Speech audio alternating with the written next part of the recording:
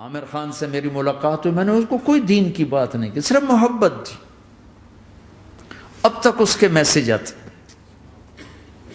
کہ میں زندگی میں کسی سے متاثر نہیں ہوا، تم پہلے آدمی ہو جس سے میں متاثر ہوں، میں نے کوئی جادو کیا، صرف محبت۔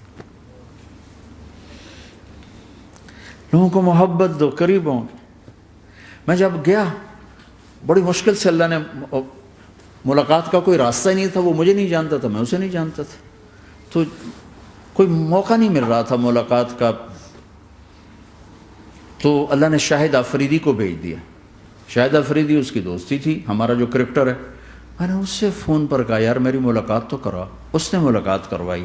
تو اس نے مجھے کہا آدھا گھنٹہ ہے، آدھا گھنٹہ۔ جب میں پہنچا میکسیمم پونا گھنٹہ، میں کہا ٹھیک۔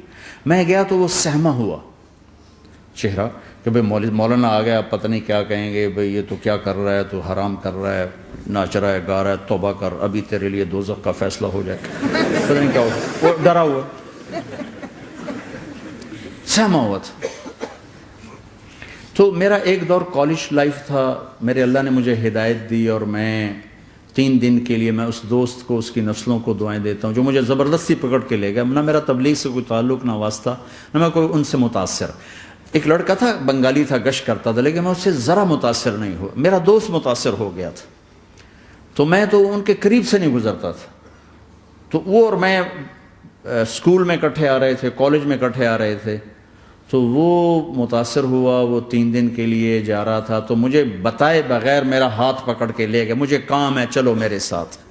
اور میں اس کو انکار نہیں کر سکتا تھا، یہ میرا اس کا تعلق تھا۔ اب بھی اسی طرح بھائیوں جیسا تعلق، میں اس کا احسان ماں، مجھے زبردستی لے گیا۔ ہمارے پنجابی کی مثال ہے، کبے نو لت لگی وہ سیدھا ہو گیا۔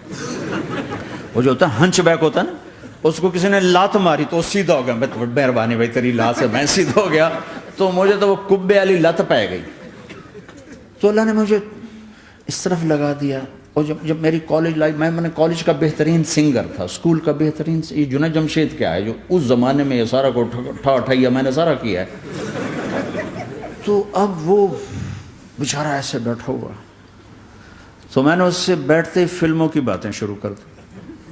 اور تھوڑی دیر بعد کہ میں نے محسوس کیا کہ فرام 60 to 72 جو فلم انڈسٹری کو جتنا میں جانتا تھا اتنا وہ نہیں جانتا تھا۔ تو اس کے اوپر میرے علم کا روپ پڑ گیا، اس کی لائن کا علم تھا نا۔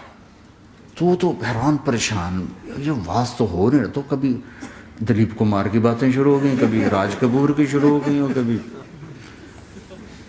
محبوب صاحب شروع ہو گئے، کبھی مدن موہن شروع ہو گئے۔ وہ آدھا گھنٹہ تو یوں ہی گزر گیا۔ تو آدھے گھنٹے کے بعد میں نے کہا جی ہمارا تو ٹائم اوور کا نہیں، اٹھیں چلے ادھر چل کے بیٹھتے۔ میں کھانے کی ٹیبل پر تھے تو ہم وہاں جا کے بیٹھ گئے، پھر وہیں باتیں شروع ہو گئیں۔ جب اس کا سارا خوف دور ہو گیا اور ریلیکس ہو گیا، اس میں پونے گھنٹے سے 50 منٹ گزر گئے تھے، تو پھر میں نے کہا عامر بھائی آپ حج پہ آئے ہیں، اگر آپ اجازت دیں تو آپ کو اپنے نبی کا حج سنو۔ کہنے لگے ہاں جی ضرور سنائی۔ پھر میں 1.25 گھنٹہ بولتا رہا، اور وہ ایسے کر کے یہاں سے وہ یوں نہیں ہوا، 1.25 گھنٹہ ایسے بیٹھ کے یوں سنتا، ہلا نہیں اپنی جگہ سے۔ لوگ محبت کے بھوکے ہیں، تم فتوے دینا شروع کر دیتے۔ 2 گھنٹے کی ملاقات کے بعد جب ہم نکلے تو نیچے تک چھوڑنے آیا عامر خان۔ حج کے بعد میں نے کہا ایک ملاقات اور ہو جائے گا، ضرور ہوگی۔ پھر اس کا میسج آیا کہ میں مدینے چلا گیا ہوں، معذرت چاہتا ہوں۔ میں نے کہا میں مدینے آ جاؤں گا، میں مدینے پہلے ہو آیا تھا حج سے پہلے۔ تو اس نے کہا کہ آپ 14 تاریخ کو آ جائیں، 4 سے 6 کا ٹائم میں نے آپ کے لیے رکھا ہے۔ تو میں جنید اور ایک اور ساتھی ہم دوبارہ وہاں چلے، 4 بجے 4:15 ہم اس کے ساتھ ہماری سٹنگ شروع ہوئی۔ 4:15 سے 10:15 تک 6 گھنٹے مسلسل، اور اس کے ماتھے پہ ذرا نشان نہیں آیا کہ میں بور ہو رہا ہوں۔ اور اس کے بعد ہم اٹھے، اس کا جی نہیں چاہ رہا تھا کہ ہم اٹھ کے چلے جائیں، محبت۔ پھر ایک امتحان پڑ گیا، میں اجتماع میں تھا رائمنڈ کے پچھلے سال، اس کا میسج آ گیا میری فلم تلاش آ رہی، اس کی کامیابی کی دعا کرو۔ لے بھائی اے چنگی بڑی. میں کہا اب کیا کروں؟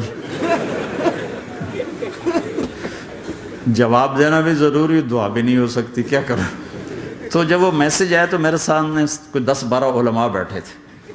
میں نے کہا بھائی یہ میسج ہے، اس کا جواب دو. کہا جی یہ ہمارا فیلڈ نہیں تمہارا ہے، تو ہی جواب دے. میں سارا دن سوچتا رہا، مجھے کوئی جواب سمجھ میں نہیں آیا کہ جان بھی بچ جائے، جواب بھی چلا جائے. پھر اگلا دن بھی گزر گیا، مجھے کچھ سمجھ میں نہیں آیا. میں عصر کا وضو کر رہا تھا، ایک دم اللہ نے ایک مضمون دل میں ڈالا. تو میں نے فوراً بیٹھ کے اس کو میسج کیا کہ عامر بھائی، جو کریٹو ہوتا ہے نا ذہن، یہ اللہ کسی کسی کو دیتا ہے. تخلیقی ذہن یہ اللہ تعالیٰ کسی کسی کو دیتا ہے، ہر ایک کو نہیں دیتا. اور یہ اللہ کی بہت بڑی عطا ہوتی ہے. اور میں نے تمہارے ساتھ جو وقت گزارا اس میں نے دیکھا کہ اللہ نے تمہیں تخلیقی ذہن دیا ہے، تم کریٹر ہو. اور جو لوگ اس ٹائپ کے ہوتے ہیں وہ کامیابی ناکامی کی پرواہ نہیں کرتے، وہ اپنے کام سے کام رکھتے ہیں. آپ کا بھائی تو فوراً اس کا میسج آیا، آپ ٹھیک کہہ رہے ہیں، آپ ٹھیک کہہ رہے ہیں. بات ہو گئی. پھر میں تھا ہانگ کانگ، میں نے وہاں سے اس کو میسج کیا. دیکھو کسی مصروف آدمی کو براہ راست فون نہ کیا کرو، میسج کیا کرو کہ میں آپ کو فون کر سکتا ہوں، چونکہ میں اس کا بہت ستایا ہوا، بہت ستایا. تو میں نے اسے میسج کیا کہ میں طارق جمیل ہانگ کانگ میں آپ کو فون کر سکتا ہوں، میں آپ کو فون کر سکتا ہوں. میں ہمیشہ اسے، اب بھی میرا فون پہ رابطہ ہے، میں پہلے اسے میسج دیتا ہوں میں آپ کو فون کر سکتا ہوں. اگر اس کا جواب نہ ہے پھر میں نہیں کرتا ہوں. کبھی وہ خود کر لیتا ہے، کبھی وہ میسج دے دیتا ہے کال کر لیں. تو تھوڑی دیر بعد اس کا فون آ گیا، کیونکہ میں اس وقت دلی میں ہوں، کانفرنس میں تھا. تو میں نے آپ کا میسج دیکھا تھا، میں اٹھ کے باہر آ گیا ہوں، ابھی آپ سے بات کر کے پھر میں جاؤں گا. تو اسے باتیں کرتے کرتے کہنے لگا آپ کی دعا سے میری فلم کامیاب ہو گئی. میں کہا یا اللہ میں کوئی نہیں کی تھی تینوں.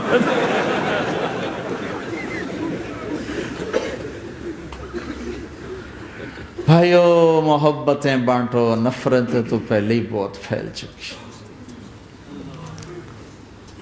نشہ پلا کے گرانا تو سب کو آتا ہے، مزہ تو تب ہے کہ گردے کو تھام لے ساتھ.